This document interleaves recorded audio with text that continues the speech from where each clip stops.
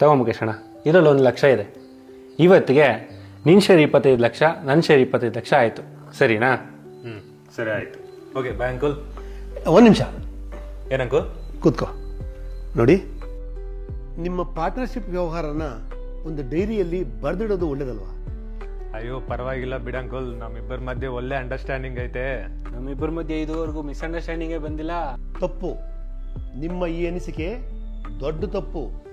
ನೋಡು, ವ್ಯವಹಾರ ಶುದ್ಧವಾಗಿದ್ರೆ ಮಾತ್ರನೇ ಪಾರ್ಟ್ನರ್ಶಿಪ್ ಆಗಲಿ ಫ್ರೆಂಡ್ಶಿಪ್ ಆಗಲಿ ಸುದೀರ್ಘ ಕಾಲವಾಗಿ ನಡೆಯೋದು.